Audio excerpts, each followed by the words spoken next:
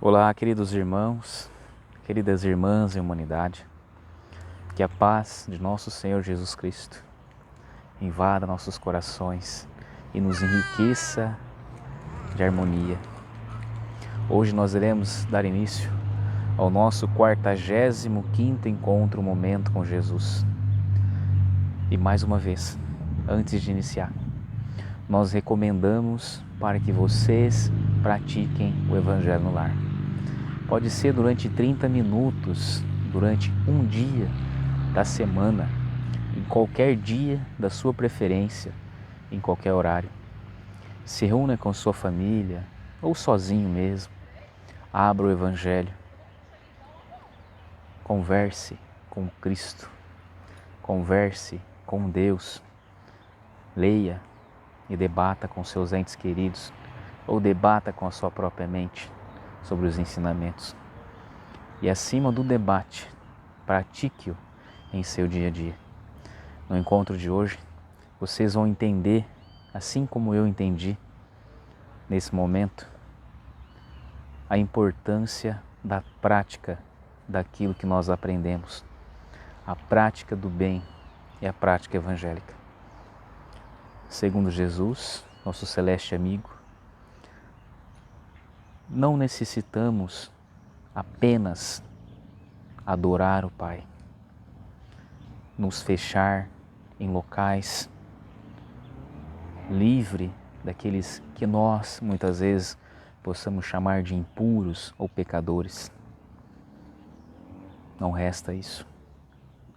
A prática do Evangelho não é excludente. Esse não é o caminho, segundo o Mestre Jesus vai nos ensinar hoje. O caminho é nós aprendermos e praticar. E praticar sem medo, onde nós estivermos. Falar, pensar e agir no bem. Esse é o dever do espírita. E, acima do espírita, o cristão puro de coração. Essa é a essência do verdadeiro cristão.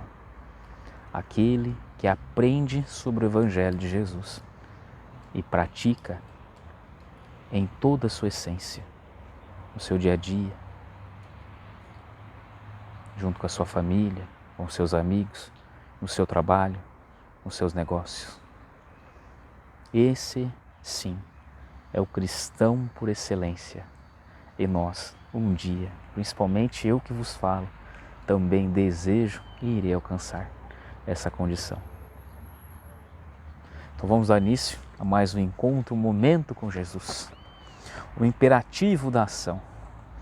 Explanavam os aprendizes acaloradamente sobre a necessidade de preparação para o reino divino. Felipe, circunspecto, salientava o impositivo da meditação. Tiago, mais velho, opinava pelo retiro espiritual aos discípulos do movimento renovador. Ao servir, deviam isolar-se em zonas inacessíveis ao pecado. João optava pela adoração constante, chegando ao extremo de sugerir o abandono das atividades profissionais por parte de cada um, a fim de poderem entoar hosanas contínuas ao Pai amantíssimo. Bartolomeu destacava a necessidade de jejum incessante, com abstenção de todo contato com as pessoas impuras. Então, meus amigos, ao ponto de que nós estávamos conversando, os discípulos, Tiago, Bartolomeu, Felipe, João, debatiam naquela assembleia familiar semelhante ao nosso evangelho que nós estamos propondo nesses encontros, momentos com Jesus, sobre o tema que nós acabamos de conversar, a prática do evangelho. Eles queriam se isolar da sociedade, daqueles que não praticavam o evangelho, através de jejuns, através de retiros, em oração e aprendizado. Mas vocês vão perceber com as falas de Jesus que o aprendizado da Boa Nova, ele está em nosso dia a dia, nas atividades que nós fazemos e principalmente na interação com nossos queridos companheiros de sociedade. Está aí. Mas vamos continuar. Chamada a manifestação direta pela palavra indagadora de Simão, Jesus perguntou nominaldamente: Pedro, qual é a água que desprende miasmas pestilenciais? Ou seja, Pedro, qual é a água lamacenta, cheia de lodo, cheio de impurezas? Sem dúvida, respondeu o apóstolo intrigado, é a água estagnada sem proveito, ou seja, é a água parada.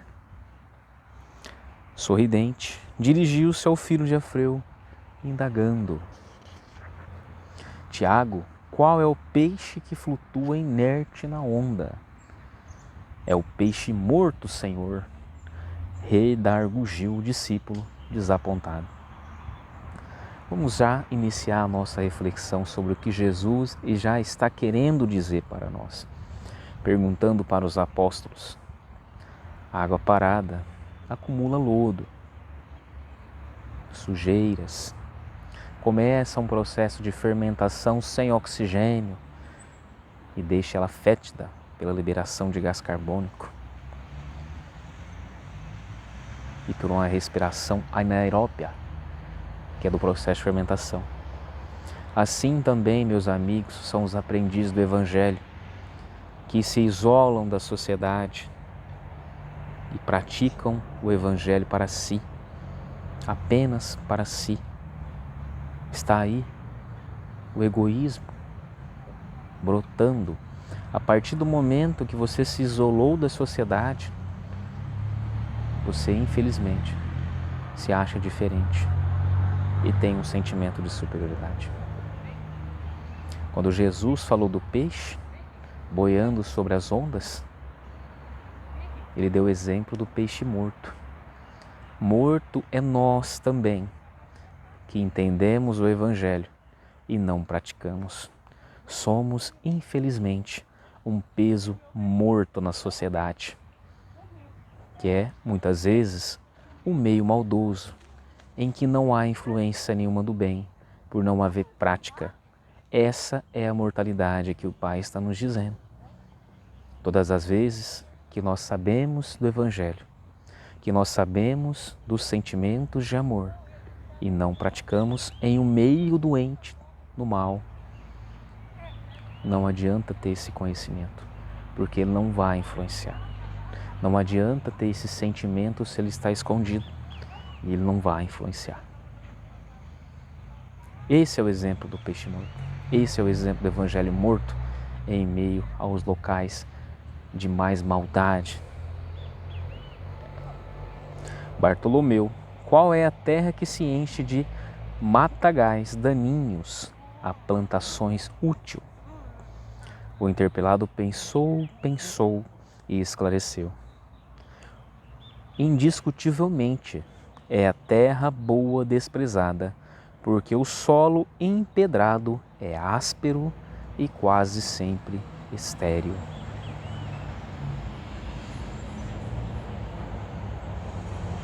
O mestre, evidenciando sincera satisfação, concentrou a atenção em Tadeu e inquiriu: Tadeu, qual é a túnica que se converte em ninho de traças destruidoras? É a túnica não usada. Então Jesus deu mais 2 exemplos para nós. Qual é a terra que se enche de daninhas? Ou seja, qual é o espírito que tem o bem e se enche de maldade e de orgulho novamente? É o espírito rico no bem que não pratica e deixa-se levar então pela grande massa, meus amigos. Muitas vezes nós para nos sentirmos bem diante de um grupo de amigos ou um grupo de pessoas, nós transformamos a nossa bondade em algo ruim. Às vezes, em um grupo de amigos, nós não bebemos álcool, mas começamos a beber para nos interagir.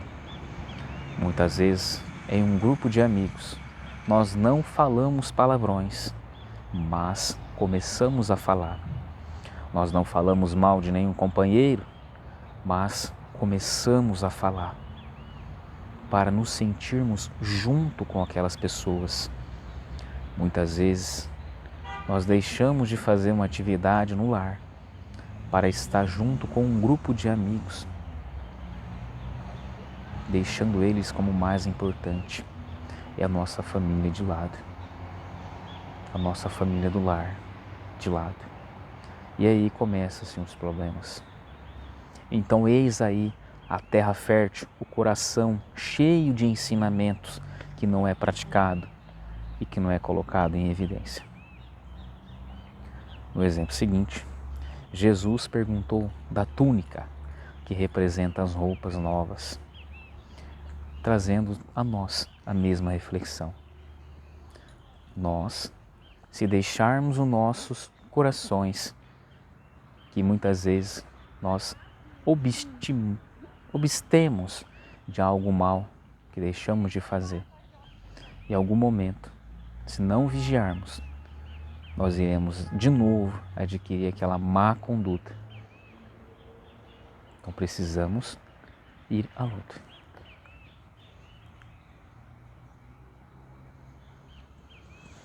Endereçando o expressivo gesto a Judas, interrogou: que acontece ao talento sepultado? Perde-se por inútil, Senhor. Logo após, assinalou com o olhar um dos filhos de Zebedeu e falou mais incisivo: Tiago, onde se acoitam as serpentes e os lobos, os lugares em ruína ou voltados ao abandono. André, disse o Cristo, fixando o irmão de Pedro: qual é a verdade, a função do fermento? Mestre, a missão do fermento é dar vida ao pão. Em seguida, pausando nos companheiros o olhar penetrante e doce, acrescentou bem-humorado: o templo está repleto de adoradores e a miséria rodeia Jerusalém. Se a luz não serve para expulsar as trevas, se o pão deve fugir ao fermento, ao faminto, e se o remédio precisa distanciar-se do enfermo, onde encontraremos proveito no trabalho a que nos propomos? No trabalho a que nos propomos. Então Jesus, meus amigos, ele é muito claro na sua observação. Ele é muito claro em nos dizer que se nós vamos para nossas igrejas, para os nossos templos religiosos, para nossas casas espíritas, saímos de lá e não praticamos, a nossa sociedade, a nossa família humana, a nossa família irá ficar estacionada do jeito que elas estão. Não haverá sinal de melhoria, porque não há prática. Há muitas campanhas maravilhosas nos templos religiosos, mas que menos da meia dúzia adquire e adere essas campanhas de todo o coração. Há muitas iniciativas sociais que poucos estão carregando nos ombros, porque a grande massa está acomodada. Acomodada com os ensinamentos, com o entendimento da prática do bem, que não vai à prática. É um bem que fica armazenada na sua consciência, mas não no seu coração.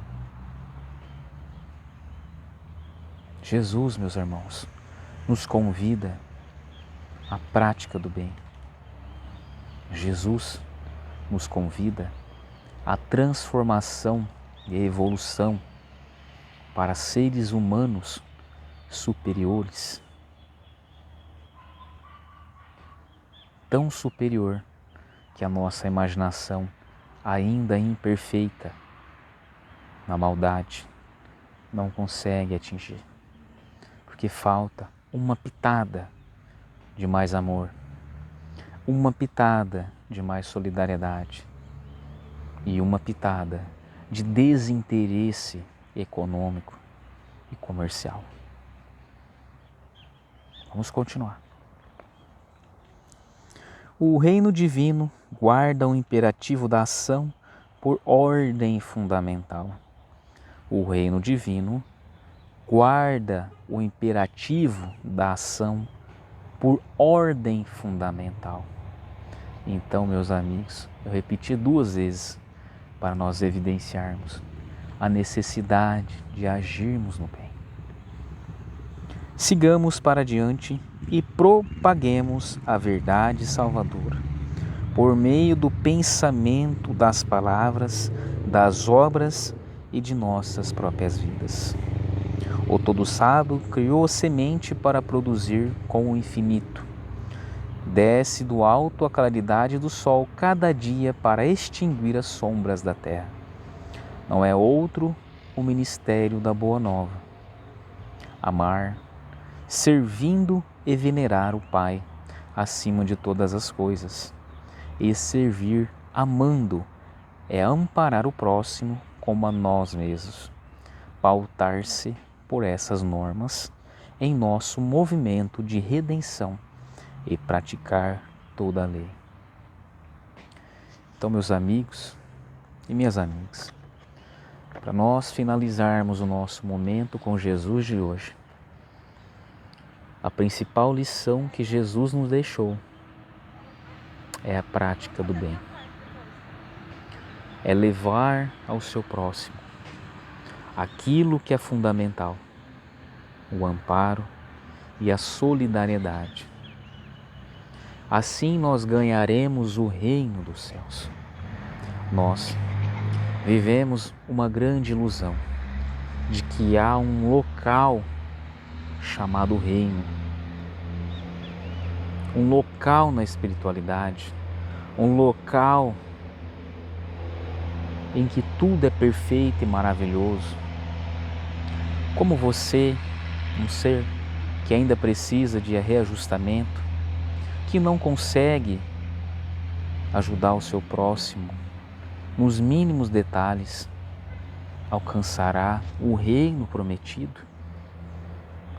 Qual é o reino prometido que o Pai está nos oferecendo? O reino da transformação íntima de nosso ser maldoso em um ser bondoso. Esse é o reino principal, o reino da bondade, da solidariedade, da verdade e da justiça em nossos corações. Esse é o reino que Jesus fala. Não é um local na espiritualidade. É a transformação íntima que ele chama de reino. Essa é a nossa interpretação. Então, pratique o bem, meu irmão. Aproveite cada momento da sua vida. Jesus nos lembrou que o sol nasce todos os dias. Renasça com o sol. Se você praticou o mal, se você está no mal, não tenha problema. Amanhã é outro dia e você vai se transformar amanhã. Tenha essa fé. Tenha fé na justiça divina. Tenha fé no futuro. E assim, nós terminamos o nosso encontro, o momento com Jesus de hoje. Que a paz e o amor esteja contigo. forte abraço e até a próxima.